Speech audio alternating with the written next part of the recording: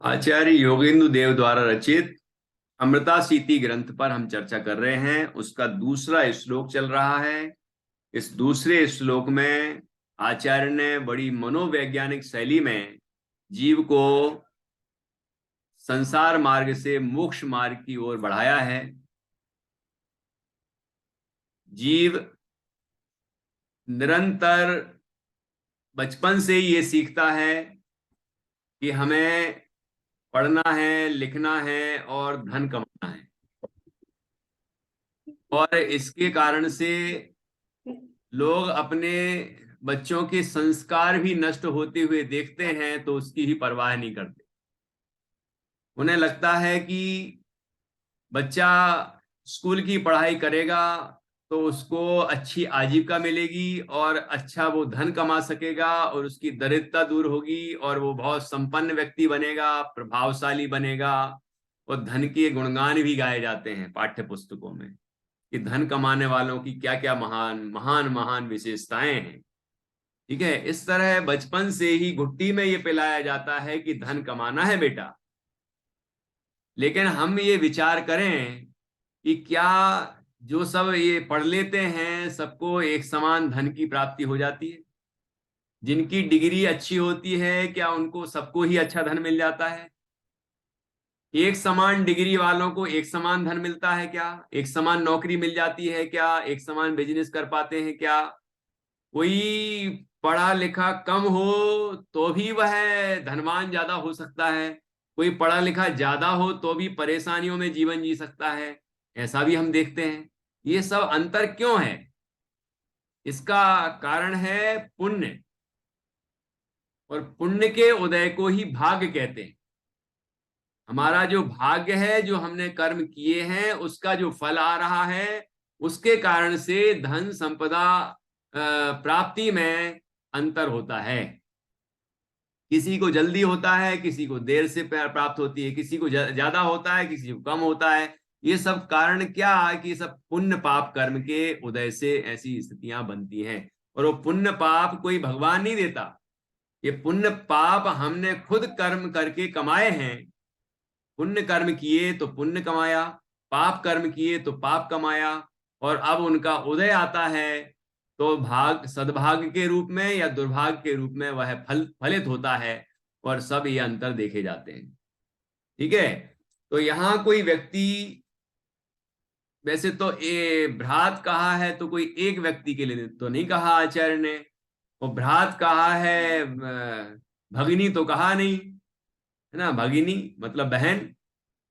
तो ऐसा नहीं समझना है कि बहनों के लिए नहीं कहा है, ये भाइयों के लिए ही कहा है। ये तो भ्रात तो एक सामान्य संबोधन है। ये जीव मात्र के लिए कहा, और जीवों में भव्य जीव के लिए कहा, और उसको संबोधित किया कि भैया तुम कहाँ लगे हो, कहाँ जा रहे हो तुम, हैं? तो वो कहता है मैं धन कमाने जा रहा हूं। तो वो आचार्य पूछते हैं धन कमाने से क्या मिलेगा? तो कहता धन कमाएंगे तो विषय सुख मिलेंगे, इंद्रिय विषय सामग्रियां सारी मिलेंगी। तो उससे क्या मिलेगा? तो कहता है कि मुझे सुख मिलेगा, मैं जो जो चाहूंगा वो सब मिल जाएगा मुझे। तो आचार्य कहते हैं तुम्हारा यदि ऐसा विश्वास है कि धन कमाने से इंद्रिय सुख और इंद्रिय विषय सामग्री और इंद्रिय विषय सामग्री से इंद्रिय सुख मिलेगा, तो फिर जल्दी से तुम पुण्य अनुष्ठान करो। क्योंकि पुण्य अनुष्ठान करने से जीव को पुण्य की प्राप्ति होती है, और पुण्य के उदय से सभी इच्छित पदार्थों की प्राप्ति होती है। और बिना पुण्य के किसी को भी अपने इच्छित पदार्थ की प्राप्ति नहीं होती है। ठीक है ना। इसीलिए पुण्य कार्य करो, पुण्य अनुष्ठान करो। और पुण्य अनुष्ठान कौन से हैं? ये सुबह से ही गिन लो। भगवान जिनेन्द्र का दर्शन, सुबह सुबह भगवान जिनेन्द्र का दर्शन, पूजन, प्रक्षाल, स्वाध्याय, ठीक है, ध्यान, सामायिक, शुद्ध भोजन, संयमित भोजन, संयम, मुनिराजों को आहार देना, साधर्मी को आहार देना, ये जो सुबह से लेके पूरा, और संयम से रहना, सदाचारमय जीवन होना, व्रत शील संयम आदि का पालन करना, है ना। ये सब जो अनुष्ठान, पुण्य अनुष्ठान कहे गए हैं, ये सब कार्य करने की आचार्य प्रेरणा देते हैं। और ऐसा करने से जीव को पुण्य का विशेष बंध होता है, और पुण्य का बंध होने पर उसका उदय आता है, और पुण्य के उदय को ही भाग्य कहते हैं। और जब उसका उदय आता है तो जीव को अपने सभी इच्छित पदार्थों की प्राप्ति हो जाती है। कई जीवों का तो कथानक ऐसा आता है, जैसे कि जितने नारायण हुए और प्रतिनारायण हुए, उनका कथानक विशेष है कि उनने जो तपस्या किया मुनि अवस्था में, ठीक है, उससे, उस तपस्या से के साथ जो शुभ परिणाम होते थे, उससे उन्होंने खूब बहुत सारा पुण्य उपार्जित किया। यदि वो उस भाव में मोक्ष ना जाते तो बहुत ऊंचे स्वर्ग में या सर्वार सिद्धि भी जा सकते थे। लेकिन उनने मांगा तो क्या मांगा, मतलब निदान बंद कहते हैं जिसको, किसी को देख के और सोचा कि मैं भी ऐसा वैभवशाली हूं। बस आचार्य ने लिखा है, श्री कृष्ण जी के पूर्व भाव में निर्नामक जब मुनि थे वो, उस भाव में उन्होंने लिखा है कि इस जीव ने मुट्ठी भर मिट्टी के लिए रत्नत्रय को गमा दिया, क्योंकि वो बहुत तपस्वी हुए, बहुत तपस्वी, औषधि दान में प्रसिद्ध हुए, ठीक है ना।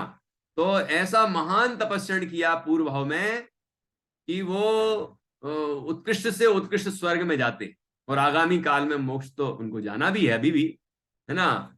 लेकिन जो उतने ऊंचे जाते तो नीचे गए, और उसके बाद नारायण हुए, ठीक है ना।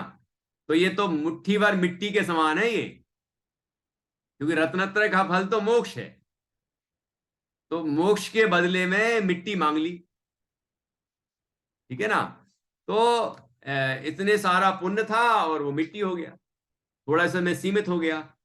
और जैसे चक्रवर्ती हैं, पूर्व भाव उनका देख लीजिए, तीर्थंकर हैं उनका पूर्व भाव देख लीजिए, वो निदान नहीं करते, वो ऐसी कामना नहीं करते कि मेरे मेरे तपस्या का फल ये हो कि मैं ऐसा वैभवशाली हूं, वो नहीं निदान करते।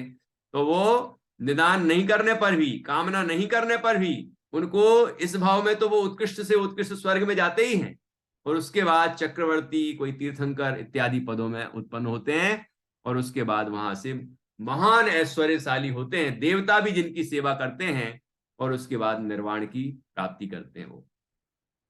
इसलिए हमें पुण्य अनुष्ठान करना चाहिए, ये बात यहां पर बताई है। अब यहाँ जो भावार्थ दिया है, विशेषार्थ, वो हम पढ़ लेते हैं। इस तरह आज की चर्चा हम पूरी करेंगे, एक श्लोक आज पूरा होगा।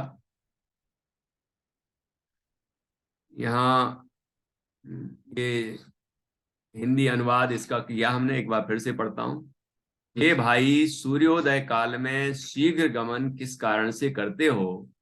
यदि अर्थ के कारण करते हो तो वह अर्थ विषय सुख का निमित्त है, अर्थ अर्थात धन, और उस विषय सुख की प्राप्ति से स्व अर्थ की सिद्धि होती है, प्रयोजन पूर्ण होता है।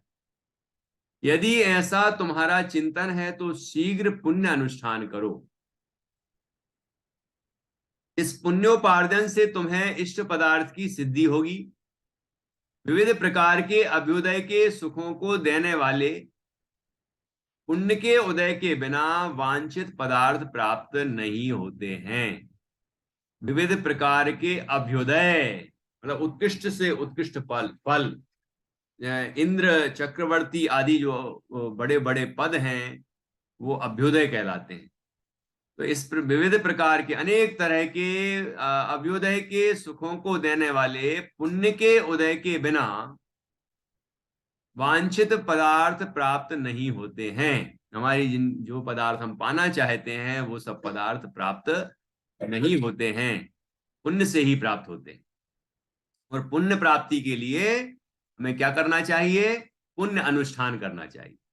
लोग पुण्य कार्य तो नहीं करते और पुण्य का फल चाहते हैं, पाप करते हैं और पाप का फल नहीं चाहते, ये कैसे होगा? पाप करेंगे तो पाप का फल मिलेगा, पुण्य करेंगे तो पुण्य का फल मिलेगा। यदि पुण्य का फल चाहिए तो पुण्य करना होगा, पाप का फल नहीं चाहिए तो पाप छोड़ना होगा। सीधी सी बात है। भावार्थ, कृत पुण्य हुए बिना अपनी मनोकामना पूर्ण नहीं होती है। कृत पुण्य अर्थात पुण्य किए बिना, है ना, पुण्य किए बिना, कृत पुण्य हुए बिना मतलब पुण्य कार्यों से संपन्न हुए बिना, पुण्य भावों से संपन्न हुए बिना, पुण्य कर्म को बांधे बिना अपनी मनोकामना पूर्ण नहीं होती, कि जो हम मन में चाहते कि ये मिल जाए वह प्राप्त नहीं होता है। देखो अभी बताया था कि नहीं, कि मन में भावना की तो उत्कृष्ट मिल सकता था और थोड़ा सा उससे नीचा मिला, और मन में कामना नहीं करते कि ये मिल जाए इससे, तो फिर और उत्कृष्ट मिलता। ठीक है ना। विशेष धर्म की प्राप्ति, देखिए ध्यान से, धर्म की प्राप्ति पापमय परिणामों से नहीं होती है, अतः पात्रता प्रकट करने के लिए प्रथमतः पुण्य कार्यों की प्रेरणा इसमें दी गई है। पहले तो पात्र बनना चाहिए ना, भक्त जो बनेगा, सच्चा भक्त वही तो भगवान बनेगा आगे। जो सच्चा भक्त नहीं बना है उसके लिए नहीं कहा है कि भक्त नहीं भगवान बनेगी। जो भक्त भक्त है लेकिन भक्ति में ही संलग्न है, भगवान बनने के लिए जो प्रयत्न ही नहीं कर रहा है, उसके लिए ये प्रेरणा दी गई। तो यहां क्या कहा कि प्रथम भूमिका में तो क्या है कि पुण्य कार्यों की प्रेरणा दी है, और पुण्य की प्राप्ति का साधन पूर्वोक्त छंद में वीतरागी सच्चे देव का पावन स्मरण करके सांकेतिक रूप में प्रकट कर ही दिया है। सांकेतिक रूप में मतलब एक इशारा है कि सुबह सुबह तुम कहाँ जा रहे हो, तो वो कहता है धन कमाने जा रहा हूं, तो आचार्य ने फिर संकेत में ये कह दिया कि सुबह सुबह पुण्य अनुष्ठान करने जाओ। तो सुबह सुबह हम मंदिर जाते हैं, दर्शन करते हैं, भक्ति करते हैं, पूजन करते हैं, तो उसकी ओर संकेत किया गया है। कुंद कुंद आदि आचार्यों ने भी अरहंत आदि की भक्ति को पुण्य का कारण बताया है। आचार्य अकलंक देव ने भी अरहंत आदि की भक्ति को मुक्ति का सोपान माना है, तथा सम्यक्त्व के साथ किए गए प्रशस्त अध्यवसायों को कर्म ईंधन को जलाने वाली अग्नि कहा है। सम्यक्त्व के साथ श्रुत ज्ञान, व्रत रूप परिणाम तथा कसायों के निग्रह रूप गुणों से परिणत आत्मा को पुण्य जीव कहा गया है। जैसे अभी कहा था ना कृत पुण्य, तो यहां कहा पुण्य जीव। अतः जो जीव अपनी मनोकामना पूर्ण करना चाहते हैं उन्हें पूर्वोक्त पुण्य करना ही चाहिए। कर्म बंध की विशेषता ही ऐसी है कि पापमय परिणाम वाले जीव के असाता वेदनीय के उदय की प्रमुखता होने से उसके इष्ट संयोग व अनिष्ट वियोग संभव ही नहीं है। यदि पाप का उदय है, असाता वेदनी कर्म का उदय चल रहा है, तो कोई कितना ही प्रयत्न कर ले उसे अपनी इच्छित सामग्री प्राप्त नहीं हो सकती। और जो वो प्राप्त नहीं करना चाहता और दूर भर हटाना चाहता है, वो उसको जरूर मिलेगी। बीमारी है, धन का अभाव, बाहर में शत्रुओं का समागम, और अनेक तरह की विपदाएं, संकट, मुसीबतें, ये सब पाप के उदय में होती हैं, असाता वेदनी के उदय में होती है। तो जब पाप परिणाम करेगा तो असाता वेदनी कर्म का ही उदय आएगा, है ना। तो उस अवस्था में कोई व्यक्ति इष्ट का संयोग प्राप्त नहीं कर सकता और अनिष्ट का वियोग उसको संभव नहीं। इसलिए पूर्वोक्त पुण्य अनुष्ठान हम सभी को करना चाहिए। इस तरह से ये दूसरा श्लोक हमने पूर्ण किया। एक बार श्लोक अभी फिर से पढ़ेंगे। हाँ, निधि, डॉक्टर निधि जी का प्रश्न है। भैया जी, अ, जैसे अगर पुराना पाप हमने किया हुआ है और हमें पता नहीं है कि किया ही होगा, अगर ऐसा मान के चले, और इस जन्म में उसको सुधारना हो, तो क्या हमें फिर अभी अगर हम पुण्य के मार्ग में और अच्छे से लगेंगे तो क्या पुराने पाप कर्म की निर्जरा हो जाएगी? बिल्कुल हो जाएगी। ऐसा बताया गया है कि जो निधत्ती और निकाचित नाम के कर्म होते हैं, कर्म की अवस्थाएं होती हैं, निधत्ती और निकाचित, वे कर्म प्रकृतियां भी जिनेंद्र भगवान के दर्शन से नष्ट हो जाती हैं। तो और कर्मों की तो क्या बात करें। मतलब हमने जो पहले से पाप उपार्जन किया है, यदि हम नया पुण्य उपार्जित करते हैं और ऐसा उत्कृष्ट जाति का पुण्य उपार्जित करते हैं कि जिससे पुरानी पाप प्रकृतियां पाप रूप से संक्रमित होकर पुण्य रूप में बदल जाती, तो संक्रमण भी होता है। संक्रमण मतलब अवस्था से अवस्थांतर होना, पाप प्रकृतियां पुण्य प्रकृतियां बन जाती, तो ये कार्य भी संभव है। इसलिए हम ये ना सोचें कि पूर्व में कर लिया है अब उसका क्या होगा, वो तो भुगतना ही पड़ेगा। यदि कोई उपाय नहीं करेंगे, ठोस उपाय नहीं करेंगे, तो भोगना ही पड़ेगा। जैन दर्शन स्यादवादी है, लोग कहते हैं जो कर्म किया है वो भोगना ही पड़ेगा। हाँ, यदि कोई उपाय नहीं किया गया तो भोगना ही पड़ेगा, लेकिन हम यदि योग्य उपाय जो जिनागम में बताया है वह उपाय करते हैं तो भोगना नहीं पड़ेगा, क्योंकि वो पाप प्रकृतियां बदल के पुण्य रूप में अवस्थान्तर हो जाएंगी। ठीक है ना। हाँ, मंजूषा जी कुछ कह रही हैं, उनकी ज्ञान मंजूषा से कुछ से निकल नहीं नहीं सर, देव शास्त्र गुरु के विषय में हम जब पाप करेंगे तब निदत्ति निकासी का बंध होगा, तब संक्रमण और अपकर्षण नहीं होता है, ऐसा मैंने पढ़ा है। क्या इसमें थोड़ा आप बताइए थोड़ा। जिन दर्शन से निधत्ती और निकाचित कर्मों का भी नाश हो जाता है। देव शास्त्र गुरु के बाबत बंधे तो हुए हमने पाप, कैसे भी कर्म, निधत्ती कर्म तो वैसे ही बनते हैं, लेकिन निधत्ती और निकाचित कर्म भी वो नष्ट हो जाते हैं। संक्रमण अपकर्षण होता है क्या उनमें? इसकी दो नहीं होता। अवस्था का वर्णन किया है कि उनमें हाँ, उत्कर्षण नहीं होता, अपकर्षण नहीं होता, है ना, ऐसा ऐसा बताया है। हाँ, लेकिन वो नष्ट तो हो जाते हैं। ऐसा बोलते नष्ट हैं। हो जाते हैं, नष्ट हाँ। हो जाते हैं पंडित जी, लेकिन संक्रमण और आकर्षण नहीं होता उसमें। ठीक है, मंदिर इसको देख लेंगे हम। हाँ, जितना बांधा है ना उतना ही भोगना पड़ेगा ना। नहीं नहीं नहीं, ऐसा नहीं, वो मंदिर नष्ट में हो कृतम जाएगा। नष्ट पापम होने का मतलब क्या है? हाँ, क्या कह रही नष्ट संगीता जी? बोलते ना, मंदिर में जो पाप किया है वो नहीं होते। नहीं होते वो हो। धर्म मंदिर के के अंदर हाँ, सब पाप नष्ट होते हैं, मतलब देव शास्त्र गुरु के सानिध्य में अगर हाँ, वहीं पाप किए। यही बोलना है मुझे अन्य संगीता भाभी क्षेत्रे जी। कृतम पापम धर्म क्षेत्रे विनश्यति, धर्म धर्म क्षेत्रे कृतम क्षेत्रे कृतम पापम वज्र पापम। लेपो भविष्यति, यही ऐसा कहना कहा था है। मुझे कि धर्म क्षेत्र में किया हुआ, देव शास्त्र हाँ। गुरु के सानिध्य में किया हुआ।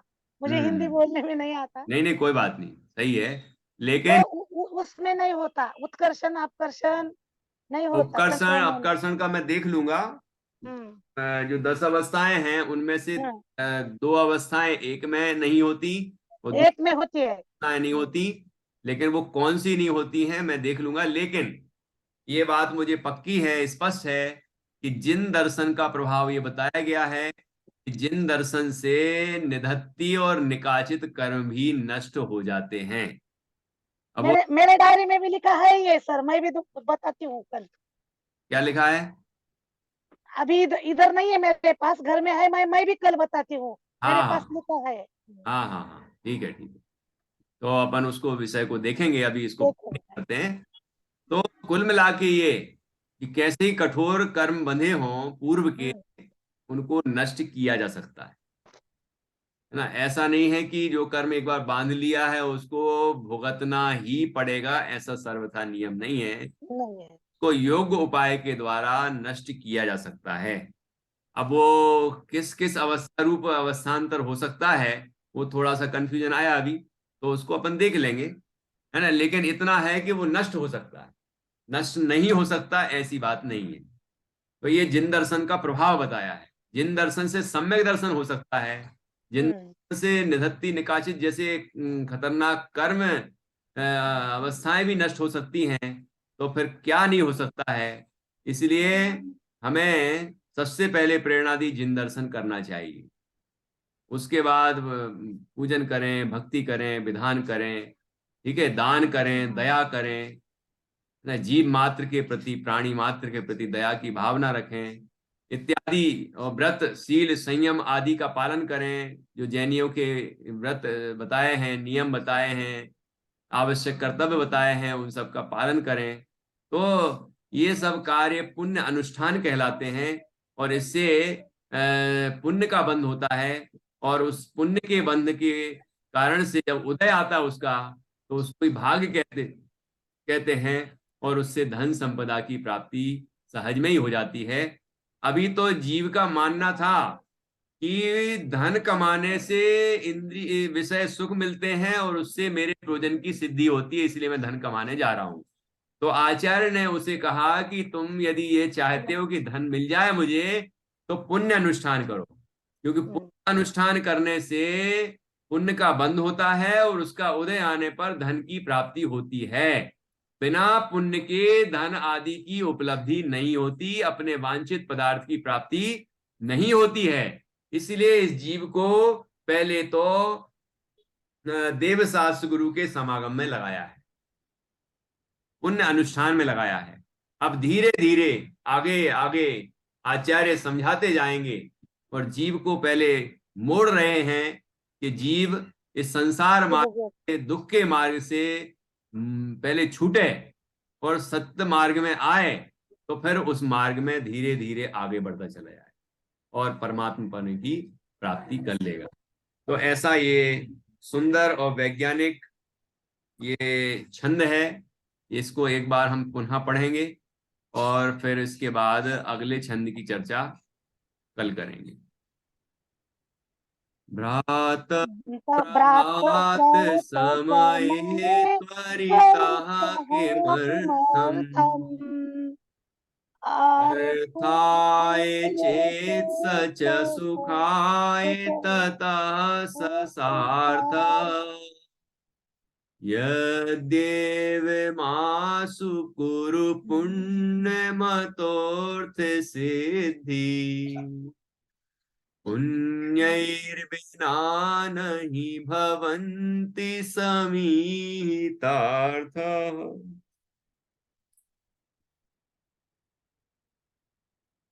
हम सभी इस छंद से प्रेरित होकर सबसे पहले पाप कार्यों को छोड़ें और पुण्य अनुष्ठान में लगें, तो निश्चित रूप से हम अधर्म के मार्ग से मुक्त होंगे और धर्म के मार्ग में आगे बढ़ पाएंगे। तो पाप की भूमिका तीसरी भूमिका है, उसका उल्लंघन तो करना ही पड़ेगा और पुण्य की भूमिका में आना ही होगा। जो पुण्य की भूमिका में होते हैं वो जीव ही धर्म की भूमिका में जा सकते हैं, अर्थात उन शुभ भावों का अभाव करके शुद्ध भावों को प्राप्त हो सकते हैं। तो इसलिए यहाँ पर पहला स्टेज, पहला स्टेप यहाँ पर लिया गया है आचार्य कि हम पहले पुण्य मार्ग में तो आए, शुभ अनुष्ठान तो करें, पहले अपने परिणामों को विशुद्ध तो करें, भाव भूमि निर्मल होगी तो उसमें सम्यक दर्शन आदि का अंकुर फूटेगा, बीजारोपण होगा, अंकुरित भी होगा और वह रत्नत्रय पूर्ण होगा और परमात्मा पने की प्राप्ति होगी। इसलिए यहाँ पहला श्लोक, मतलब मंगलाचरण के बाद का श्लोक जो बहुत ही सुंदर है, वैज्ञानिक है, इसको सभी को याद करना है और इसका बार बार चिंतन मनन करके अपने जीवन को सुधारना है। अब जिनवाणी स्तुति करेंगे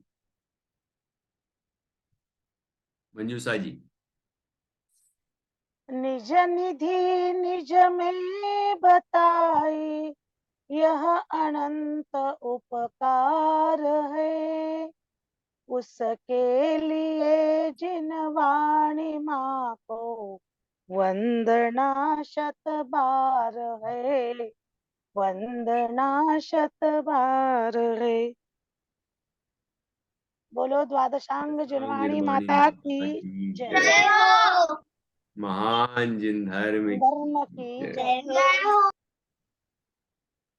सभी 9 बार नमोकार मंत्र के माध्यम से पंच परमेष्ठी का स्मरण करेंगे।